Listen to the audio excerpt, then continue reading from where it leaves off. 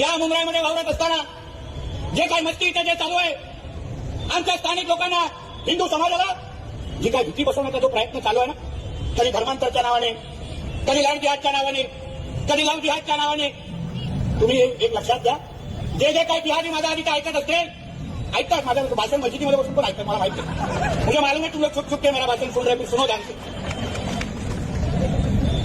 परत माझ्या हिंदू समाजाच्या ह्या भागातला मुंब्रा देवी आणि ह्या भागातला कुठल्याही हिंदू समाजाच्या व्यक्तीकडे कोणी वाटल्या नजरेने बघितलं ना, तर न सांगता तुमच्या इकडे येईल आणि तांडव करून जाणे. लक्षात घ्या, तांडव.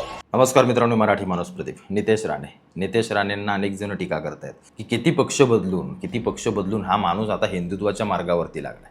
आता मी जे आपल्या थंबनेलला काय टाकलं ना की मुंबऱ्यात आला तर या कुत्र्याला नांगडा करून मारा, हा म्हणणारा कोण असेल तो, अशा अनेक कॉमेंट्स, अनेक शिव्या घालणारी लोक, आपली हिंदू लोक, मी काय सांगतो ऐका, आपली हिंदू लोक शिव्या घालणारी, नितेश राणेला मुंबऱ्यात आला तर या कुत्र्याला नांगडा करून मारा म्हणणारी, कुणाला सांगतायत? त्या पुढच्या कांड्यांना, त्यांना सांगतायत ह्याला मारून टाका.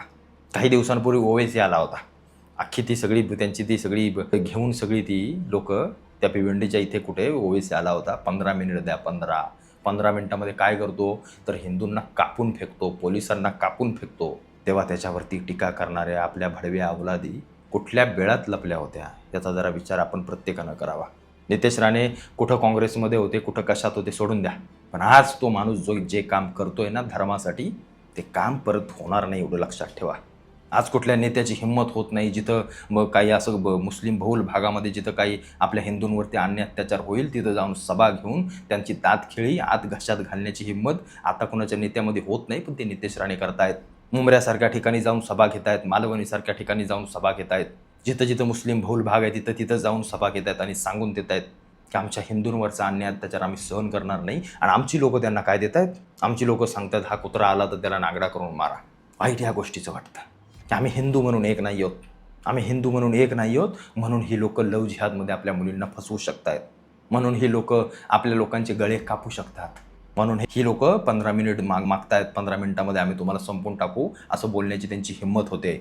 आपल्यातला एखादा जर बोलला तर त्याला नथुराम गोडसेची औलाद म्हणतात, त्याला आतंकवादी म्हटलं जातं. का? एखाद्या हिंदूवरती अन्याय अत्याचार होत असेल आणि नितेश राणे तिथे जाऊन जर बोलत असतील, चुकीचं बोलतायत, आमच्या हिंदू समाजाला, आमच्या झोपलेल्या हिंदू समाजाला जर जागं करत असतील तर ते चुकीचं करतायत. त्यांच्यावरती टीका करणारे ते काँग्रेसमध्ये आहेत, त्यांचा बाप फडणवीस आहे, असेल फडणवीस बाप.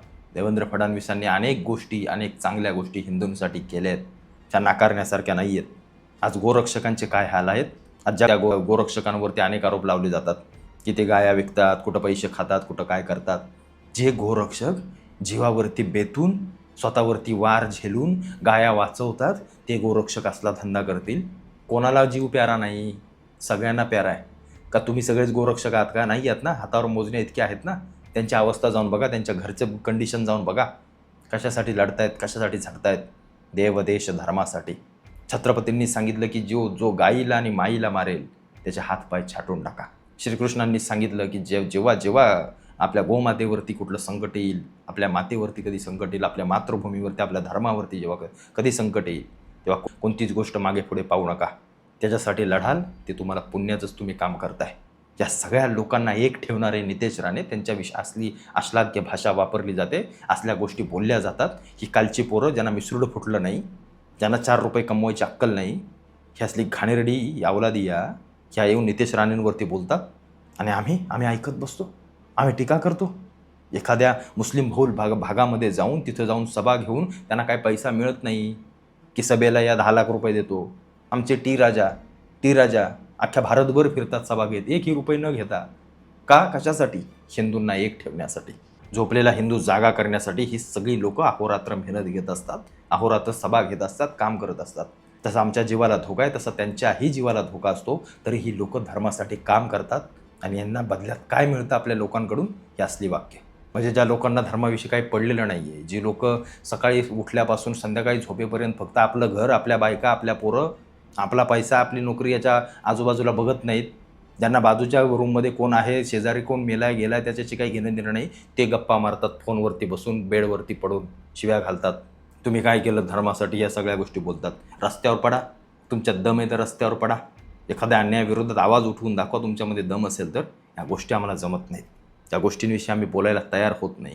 आज जे काम नितेश राणे करतायत ना, आज सांगा मला दुसरा कुठला नेता महाराष्ट्रामध्ये अशा परखडपणे या सगळ्यांना उत्तर देतोय कोणी? नाही देत आहे. आज महेशदादा लांडके असतील, आमचे नितेश साहेब राणे असतील, संग्राम भैया जगताप असतील, असून आमचे अनेक हिंदुत्ववादी आमदार जे महाराष्ट्रासाठी, आपल्या देवदेश धर्मासाठी काम करतायत, त्या लोकांसाठी, गोरक्षकांसाठी, आपल्या मातीसाठी, आपल्या देशासाठी काम करतात, आपल्या धर्मासाठी काम करतात, आणि त्यांना शिव्या घालणारी कालची 10वी-12वी झालेली पोरं, ज्यांना बोलायचं काय जी अक्कल नाही आहे, जेव्हा यांच्यावरती वेळ येईल, यांच्या घरातल्या एखाद्या बहिणीवरती लव जिहादसारखी वेळ येईल, जेव्हा तो दिल्लीतला तरुण मारला गेला, तसा जर एखादा तुमच्यापैकी एखाद्याला कोणाला ठोकला ना, मग तुम्हाला समजेल की आपली माणसं आपल्यासोबत असणं किती महत्त्वाचं आहे, आपल्यासाठी आवाज उठवणारे किती महत्त्वाचे आहेत. जेव्हा तुमच्यावर अन्याय होतो ना, तुमच्या सोबत कोणी आवाज उठवायला येत नाही, तेव्हा तुम्हाला समजतं की आवाज उठवणं किती महत्त्वाचं असतं. तेव्हा तुम्हाला समजेल, त्याशिवाय तुम्हाला समजणार नाही. असोत, तुम्ही जे काय बोलाल ते बोलाल, पण ज्याला काम करायचं असतं, जो धर्मासाठी लढतोय, झटतोय, त्याच्यामागे आम्ही आहोत. आणि नितेश राणे साहेब ज्या प्रकारे हिंदुत्वाचं काम करतात, त्यांना माझा सलाम आहे.